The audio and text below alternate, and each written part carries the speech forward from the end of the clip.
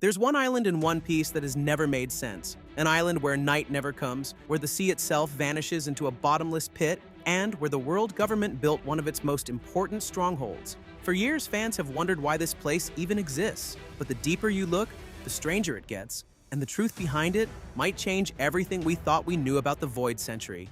When Dr. Clover stood before the world government and dared to speak the name of the ancient kingdom, he never got to finish his sentence. His words were drowned out by gunfire, erased in an instant. That moment told us everything. This kingdom was so dangerous, so threatening to the very foundation of the world government that even speaking its name was forbidden.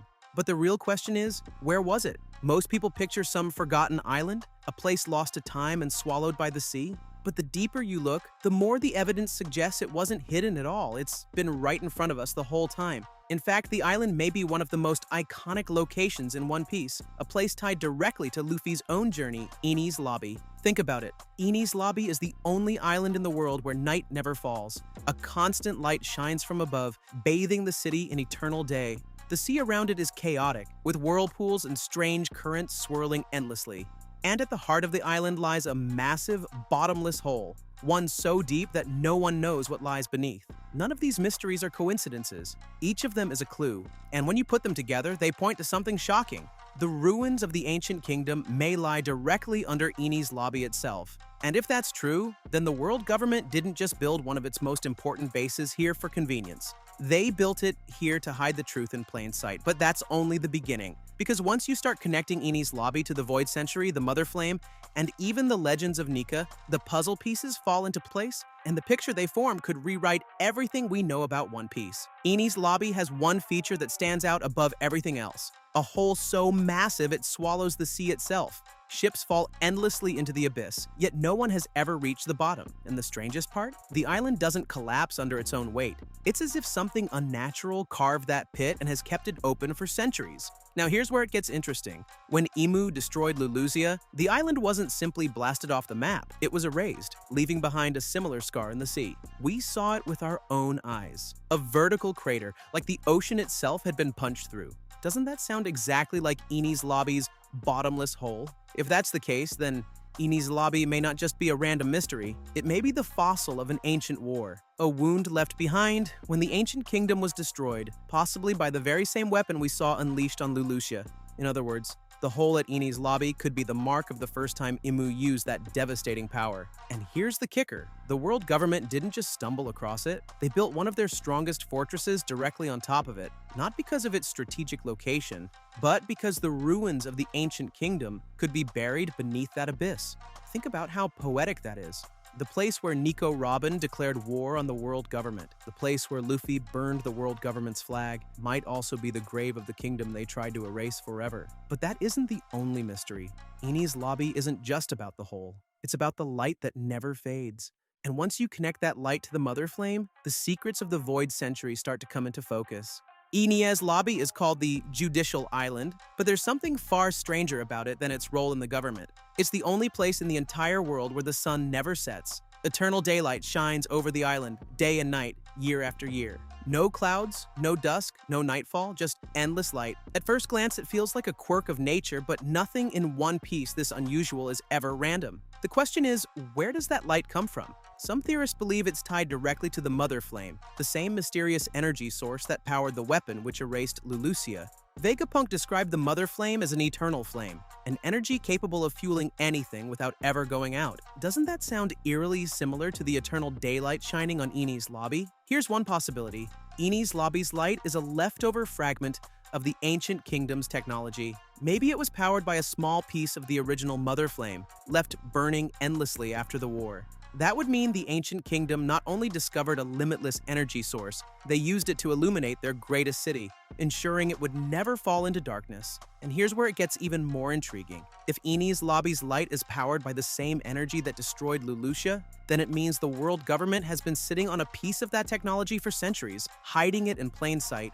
They don't destroy Enies Lobby because they can't. Its existence is proof of the ancient kingdom's legacy, and removing it would expose secrets they've fought for 800 years to bury. But light is only half the story, because right next to Enia's lobby lies Water 7, and the connection between these two islands may reveal exactly how the ancient kingdom fell. Eni's lobby isn't isolated. Just across the waves lies Water 7, the city of shipwrights. At first it seems like coincidence, one island of judgment and one island of builders, linked by the sea train. But when you look deeper, their connection starts to feel intentional, almost as if history placed them side by side for a reason. Water 7 is famous for its shipwrights of Galila, but its history is even more important. The island was nearly swallowed by the sea centuries ago, forcing its people to adapt to constant flooding. That detail feels oddly familiar, doesn't it? A city struggling against rising waters, just like what we'd expect from the descendants of a kingdom sunk by the sea.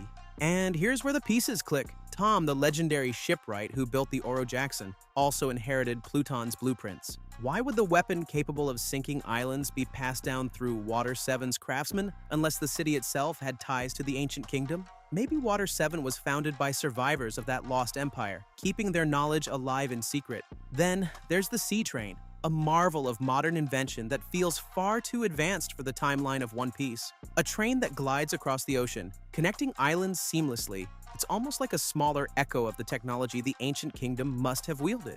We already know they had massive warships, flying machines, and advanced energy sources. A train that moves over the sea? That would have been child's play to them. So what if Eni's lobby and Water 7 aren't just neighbors by chance? What if they're the last remnants of the ancient kingdom's great capital? Eni's lobby, the shining city that never sleeps. Water 7, the surviving hub of their shipwrights. Two halves of a whole sitting right under the government's nose. But if that's the case, then the question becomes, why did the world government allow these places to survive when they erased everything else tied to the ancient kingdom? The world government is obsessed with control. They erased O'Hara, silenced scholars, and even wiped an entire kingdom like Lulusia off the map without hesitation. So why not destroy Eni's lobby, a place overflowing with suspicious mysteries? The answer is simple. They needed it. Eni's lobby became the judicial island, the so-called gateway to justice. From here, criminals are sentenced and sent either to Impel Down or to Marineford. It's the front door of the government's legal system, but that's just the surface.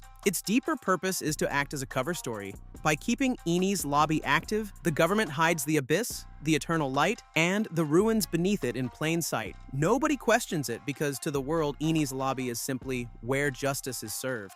But justice in Eni's lobby was never real. Think about Robin's trial during the Eni's lobby arc.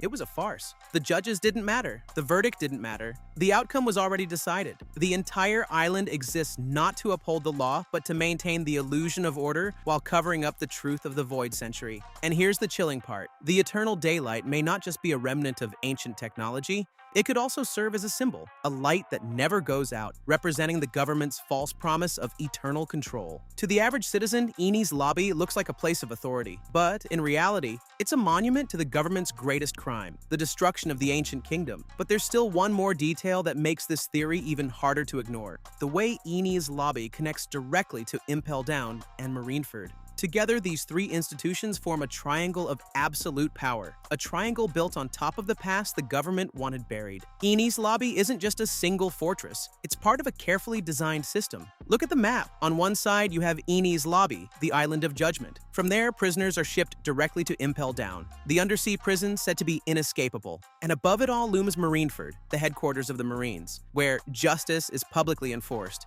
Together, these three institutions form what many call the three pillars of control. But here's the suspicious part: they're all clustered in the same region of the world. Why?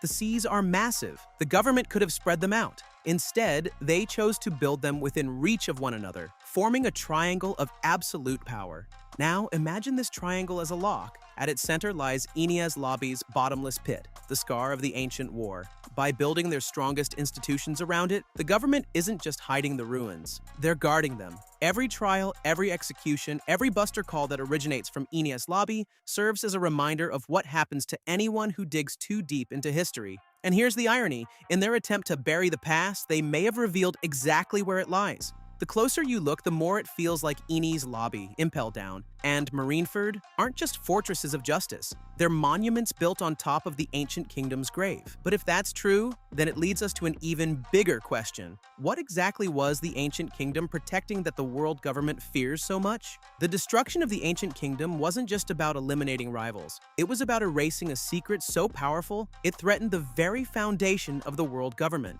The question is, what was that secret? One theory ties directly to the road poneglyphs. We know the ancient kingdom created them, carving indestructible stones that carried messages into the future. But why hide them across the world unless they pointed to something far greater? The poneglyphs don't just guide the path to Raftel, they guide the path to the weapon or truth that could topple Imu's throne. And here's where Enies Lobby comes in.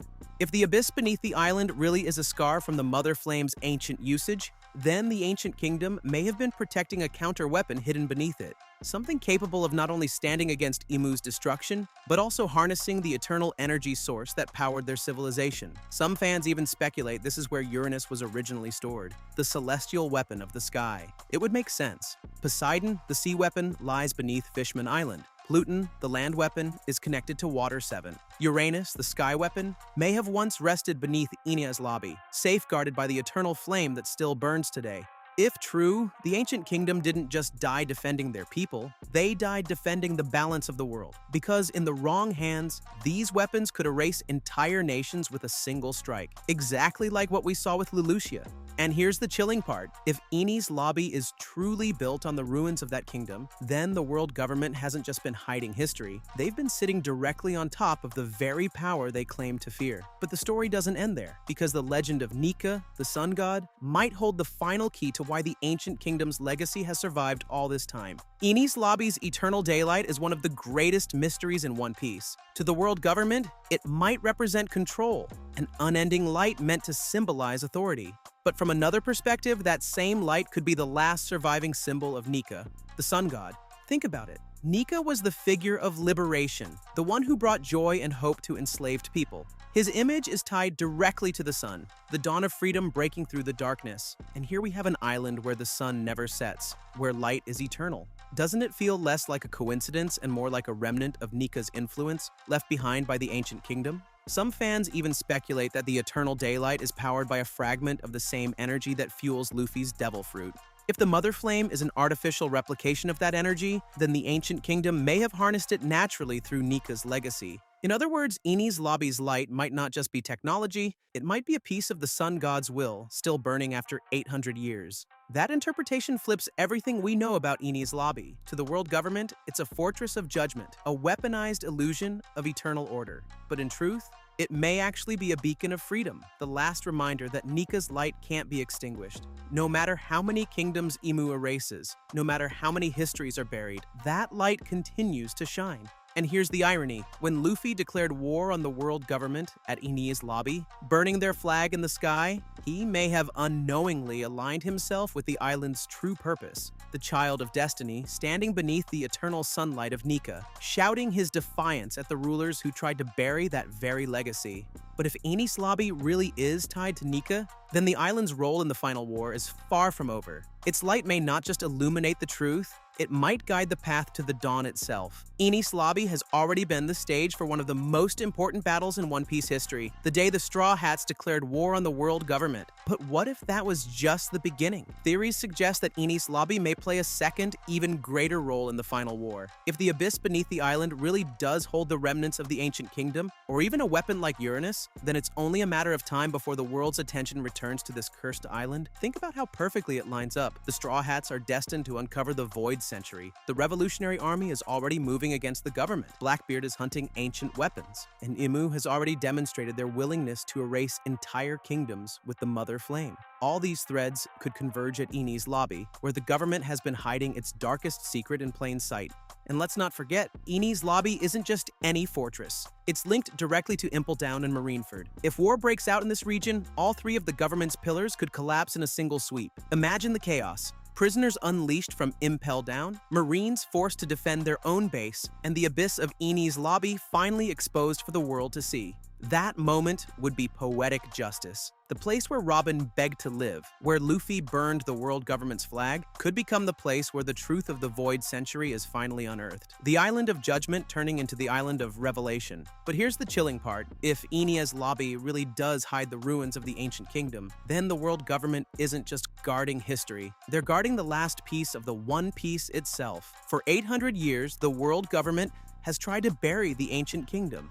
They silenced scholars, erased entire islands, and made even the name of that kingdom forbidden to speak. But Enies Lobby may be the place where their greatest secret has been hiding all along. The eternal light that never fades, the abyss that swallows the sea, the strange connection to Water 7 and the Sea Train. It all points to one possibility. Enies Lobby isn't just a fortress of justice. It's a scar, a monument, and perhaps even a beacon left behind by the ancient kingdom itself. And when you think about it, isn't it fitting that Luffy's declaration of war against the world government happened here? The boy who inherited Joy Boy's will stood beneath the eternal sunlight of Nika, shouting that he would never bow to their judgment.